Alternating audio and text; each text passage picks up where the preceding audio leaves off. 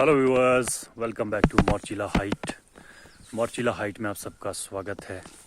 तो आज की इस वीडियो में बात होने वाली है पेटल फॉल स्टेज आ चुकी है बगीचों में। ये देख सकते हैं आप, फ्रूट सेटिंग के बाद पेटल फॉल हो चुका है। पेटल फॉल पे कुछ ज़रूरी कार्य है जो कि बगीचों में किए जाने चाहिए, क्योंकि अब फ्रूट में सेल डिवीज़न का जो कार्य है वो शुरू हो जाएगा। फ्रूट का सेल डिवीज़न होना है अभी, तो इस समय हमें कुछ ज़रूरी न्यूट्रिएंट्स अपने फ्रूट को हेल्दी बनाने के लिए पौधे में देने ज़रूरी है। और अभी पाउडरी मिल्ड्यू का भी खतरा रहता है इस समय पर, तो पाउडरी मिल्ड्यू के लिए भी हमें स्प्रे करने की ज़रूरत है। तो आज की इस वीडियो में यही बात होगी। पाउडरी मिल्ड्यू से तो आप सभी लोग परिचित है, ये कितना घातक हो सकता है, क्योंकि ये नए जो शूट्स होते हैं उनकी जो पत्तियां होती है उस पर एक सफ़ेद सा चूर्ण जो कि हमारे पौधे की ग्रोथ को प्रभावित करता है। जब पौधे की ग्रोथ प्रभावित होगी तो फ्रूट की क्वालिटी में भी इसका असर देखने को मिलेगा। तो इसके लिए अभी हमें पाउडरी मिल्ड्यू के लिए स्प्रे करने की ज़रूरत है। तो इसके लिए या तो हम मैनकोजेब या फिर माइक्लोब्यूटानिल का इस्तेमाल कर सकते हैं। वैसे तो अभी इस तरह की कोई समस्या देखने को नहीं मिली है, फिर भी इसका खतरा ज़्यादा रहता है इस समय पर, तो ये स्प्रे की जा सकती है। इसके साथ ही या तो हम NPK माइक्रो न्यूट्रिएंट्स में या फिर कैल्शियम नाइट्रेट,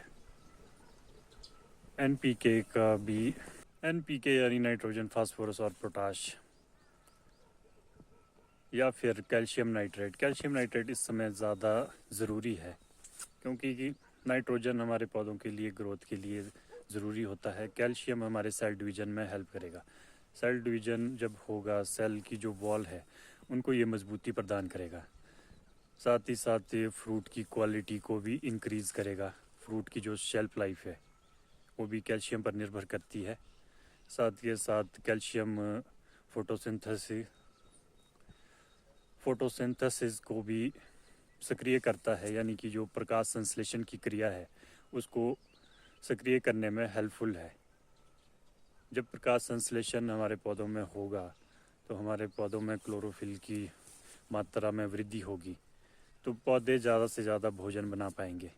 जब ज़्यादा भोजन बनाएंगे तो पौधा हेल्दी रहेगा, तो ऐसे में जो फ्रूट है वो भी हेल्दी होंगे। तो कैल्शियम अगर हम फॉइलर के माध्यम से देंगे तो वो ज़्यादा बेनिफिशियल है, क्योंकि अगर हम मिट्टी में अप्लाई करते हैं तो उसको अपटेक होने में ज़्यादा समय लगता है, क्योंकि ये एक भारी माइक्रो न्यूट्रिएंट्स है, भारी मेटल है ये एक, जिसको पौधे को अपटेक करने में ज़्यादा समय लगता है।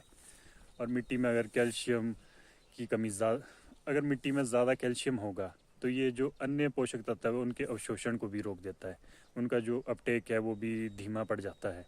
वैसे में हम स्प्रे के माध्यम से ही कैल्शियम पौधों को देंगे। कैल्शियम की ज़रूरत पौधे को हर समय रहती है, क्योंकि अब सेल डिवीज़न होगा। सेल डिवीज़न से हमारा जो फ्रूट का साइज़ है वो भी सेल डिवीज़न पर ही निर्भर करता है। जितना ज़्यादा सेल डिवीज़न होगा और जितने स्ट्रॉन्ग सेल्स होंगे उतना हमारे जो फ्रूट की क्वालिटी है वो भी अच्छी होगी, स्ट्रॉन्ग होगी, उसकी जो शेल्फ लाइफ है वो भी ज़्यादा होगी। और इसके साथ ही कैल्शियम जो हमारे फ्रूट की स्किन होती है, फ्रूट की स्किन में लचीलापन लाता है, क्योंकि अगर मई जून के महीने में ड्रॉट की समस्या रहती है तो ऐसे में पौधे न्यूट्रिएंट्स को अपटेक नहीं कर पाते, क्योंकि पानी की कमी रहती है मिट्टी में। और जब बरसात शुरू होगी तो एकदम से ही पानी की मात्रा बढ़ जाएगी ज़मीन में और पौधे ज़्यादा से ज़्यादा न्यूट्रिशन अपटेक करते हैं। तो ऐसे में क्या होगा, जो फ्रूट की जो ग्रोथ है वो तेज़ी से बढ़ेगी। तो ऐसे में स्किन जो फटती है सेब की, वो कैल्शियम की कमी की वजह से ही फटती है। ये समस्या सेब में ही नहीं है, अन्य फ्रूट में भी देखने को मिलती है, जैसे एप्रिकॉट है, प्लम है, चेरी में भी ये समस्या देखने को मिलती है। तो ये कैल्शियम की कमी से ही होता है, क्योंकि जो बाहरी स्किन होती है वो टाइट हो जाती है और अंदर से जब सेल डेवलपमेंट होती है, सेल जब बढ़ते हैं तो वो बहुत तेज़ी से बढ़ते हैं। अगर हमारे फ्रूट की जो स्किन है उसमें लचीलापन होगा तो ये फ्रूट में जो फटने की समस्या है ये काफ़ी कम हो जाएगी। वैसे तो कैल्शियम नाइट्रेट इस समय मिट्टी में भी दिया जा सकता है, क्योंकि जो कैल्शियम नाइट्रेट की आधी मात्रा है वो हमने फ्लावरिंग से पहले दी थी, और बची हुई जो आधी मात्रा है वो फ्रूट सेटिंग के तुरंत बाद हम अपने पौधों में दे सकते हैं।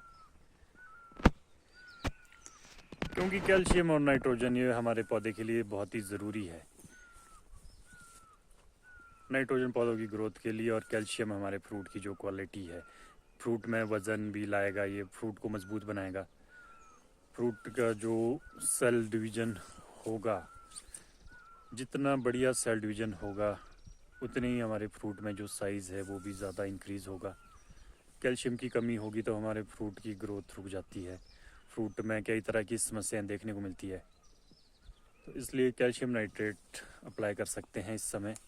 और पाउडरी मिल्ड्यू के लिए मैनकोजेब या बाइक्लोबुटालिन का इस्तेमाल, क्योंकि अभी पौधों में जो हमारी लीव्स है ये काफ़ी हेल्दी है।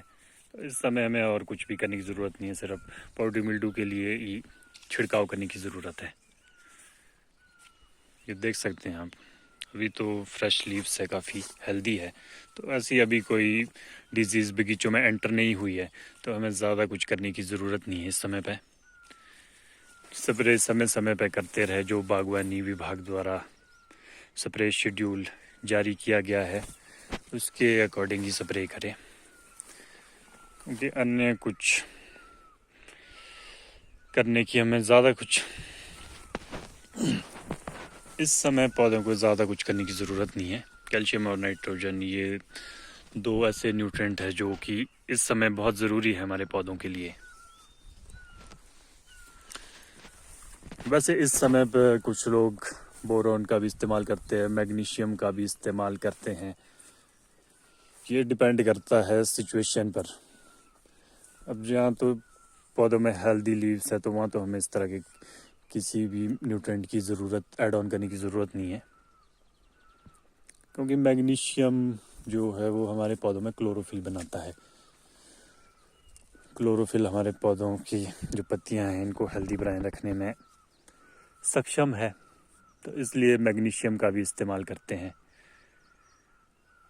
तो अगर हम कैल्शियम की स्प्रे करते हैं तो कैल्शियम से जो फोटोसिंथेसिस है, प्रकाश संश्लेषण की जो प्रक्रिया है वो बहुत तेज़ी से होगी, तो पौधों में क्लोरोफिल ऑटोमेटिक बन जाएगा। तो ऐसे मैग्नीशियम करने की भी ज़रूरत नहीं है।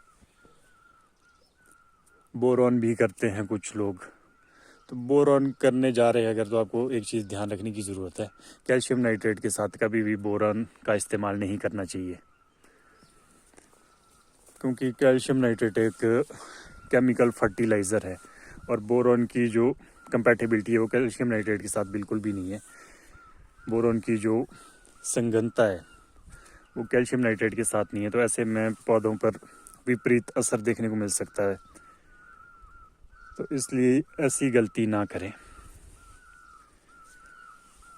अपनी प्रैक्टिस को सिंपल रखें, ज़रूरत के हिसाब से ही स्प्रे करें, क्योंकि हमें प्रोडक्शन कॉस्ट को कम करना है, बढ़ाना नहीं है, अपने ऊपर बर्डन नहीं डालना है।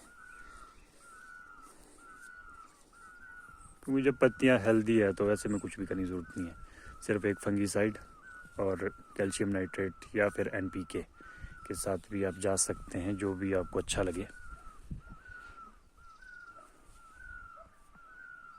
सेल डिवीज़न एक महत्वपूर्ण स्टेज है, क्योंकि सेल डिवीज़न जितने अच्छे से होगा, हमारा जो फ्रूट का फ्यूचर है वो सेल डिवीज़न पे ही डिपेंड करता है।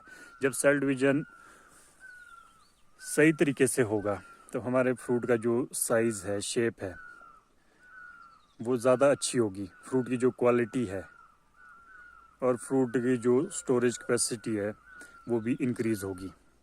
तो इसलिए अभी सेल डिवीज़न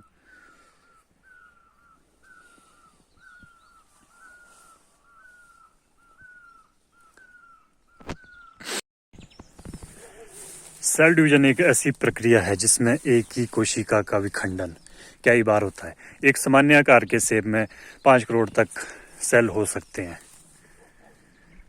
सेल डिवीजन एक ऐसी प्रक्रिया है जिससे हमारे जो फ्रूट का साइज है वो भी सेल डिवीजन पर ही डिपेंड करता है, क्योंकि जितने ज़्यादा कोशिकाओं का विखंडन होगा, जितने ज़्यादा सेल्स होंगे, उतना बड़ा आकार हमारे फ्रूट का होगा। तो इसलिए हमें कैल्शियम की ज़्यादा ज़रूरत है। कैल्शियम की स्प्रे हम 2-3 बार कर सकते हैं।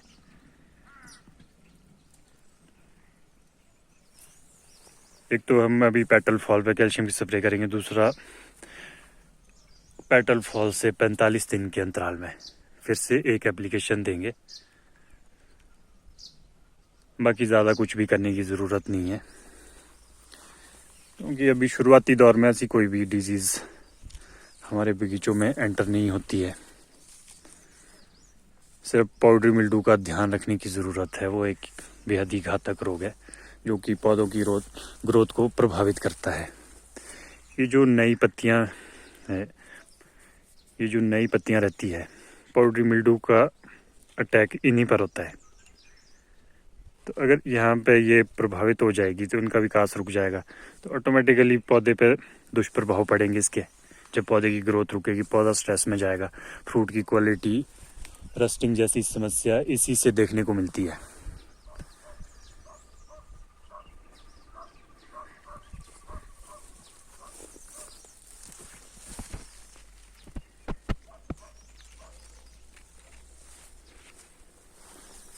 अभी तो पत्तियों का साइज देख रहे हैं आप, काफ़ी अच्छा है, काफ़ी हेल्दी है। तो ऐसे में ज़्यादा कुछ भी करने की ज़रूरत नहीं है।